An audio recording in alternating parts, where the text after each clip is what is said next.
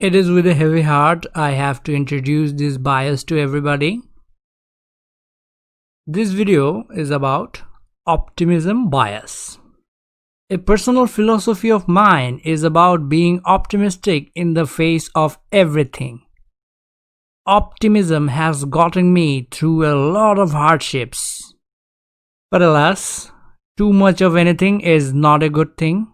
Well, let's move on. And before I move on, I need to remind you that drinking enough water and getting a good night's sleep is going to be extremely helpful for your mind and body. It is really easy, just do it. Consider this my reminder that you can very easily take care of yourself. And now, optimism bias. Just as the name suggests, most of the time, we believe that the chances of good things happening to us is much higher than anything bad happening to us. And like most other biases, this one was also tested by a professor on his students. The students were asked a bunch of questions about what their future might hold. Majority of the students answered that the chances of them getting divorced or becoming alcoholics were much lower than their peers. At the same time, the same students thought that the chances of good things happening to them, like owning their own houses and living a healthy and long life, were also much higher than that of his peers. I'm not going to talk about what happened to the students after that point. The main point here is everybody, almost every single student thought they were going to be better than their classmates. That's the point. Even though most of us think of ourselves as rational thinkers, we are likely to have this bias in some areas of life. Once again, if we are not optimistic about anything, we are less likely to take actions in our life. My goal right now is to separate optimism from optimism bias.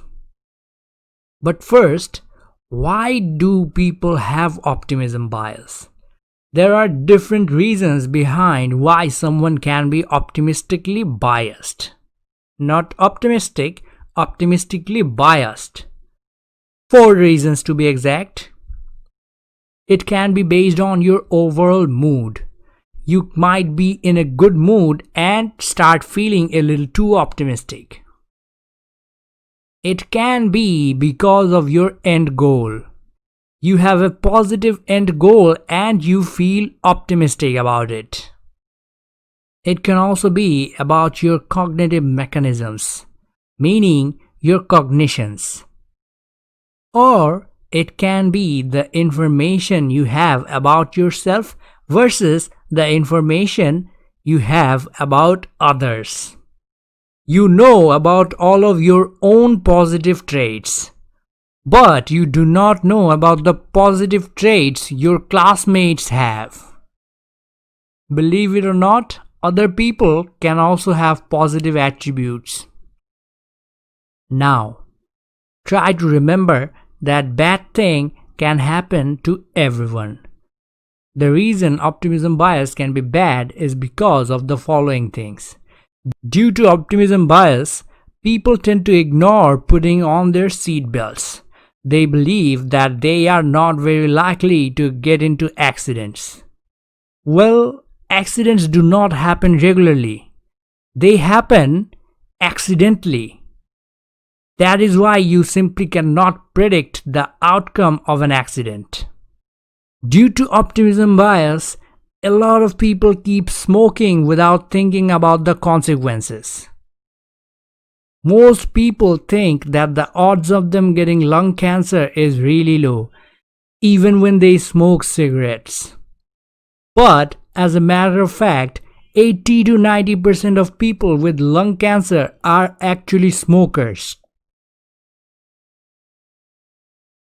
A lot of investors do not take into account that the economy might face difficulties from time to time. if they see a rising trend in the stock market, some, not everyone of course, believe that this trend is going to last forever.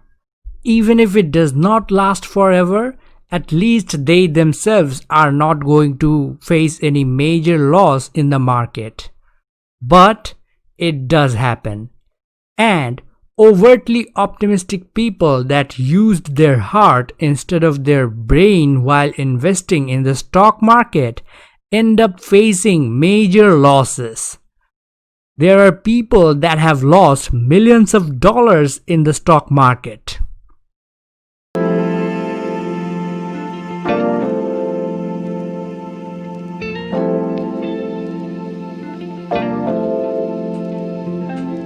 People also forget to put money into their savings account, as well as retirement fund. Almost as if they're not going to face any situation in the future where they might suddenly need money. Like nobody is going to lose a job or get admitted in a hospital. But you get my point here. From time to time, things do go bad. One day it's good, then it's bad. That was awful.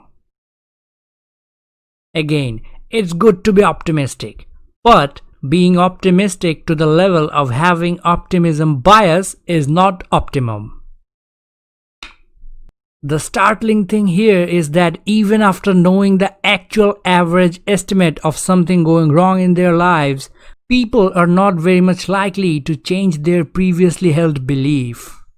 For example, if you think the probability of you getting hit by a car is 2%, and we show you for a fact that you are 10% more likely to get hit by a car, it is possible that you are not going to change up your initial estimates of getting hit by any car. But you know you have to defeat the bias. And how do you beat the bias? Well, the same way you have been beating all the biases, by knowing that the bias exists. I have been making the videos on cognitive biases probably 1 or 2 per month. I don't know how many more of them I am going to talk about. But if you have been following the playlist titled Cognitive Biases in this channel, you are probably sick of hearing the phrase just by knowing about it. I have been talking about it in every single bias on how to beat the bias. But hey, it just works. Just by knowing about it, you can actually beat almost any bias. Rather than being optimistic, being rational and taking decisions accordingly is going to result in the best outcome. And as a result, you will be the happiest for it. That would be it for optimism bias. The next video on this series will be on overconfidence bias. That is not the same as optimism bias. You will know that when I upload it. Now, before moving on to the bonus section, I have to remind you that I have a Patreon account. There you can donate a small amount of money monthly to me. If you don't want to donate here but still want to support my efforts on this channel, remember, liking, sharing, subscribing, and commenting also helps. Here's to hoping I can keep continuing this channel. Alright, now bonus time. World War I, also known as the Great War, also known as the War to End All Wars.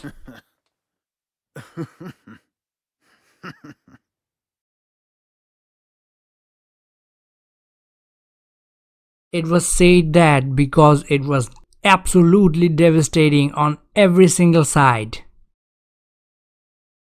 Nobody knew what was going to happen 20 years later, but at that time it was absolutely devastating. Anyway, it started from 28th July 1914 and ended in 11th November 1918. That was it, a really short bonus. If you want to know who had a major part in ending the war, you can check out the bonus section of my video on startup incubators. Now, this is the official end of this video. Hey, you made it to the end. Thank you so much for watching if you're still watching.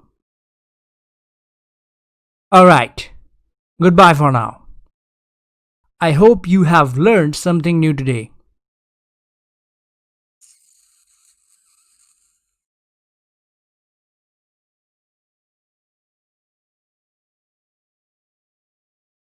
Goodbye for now.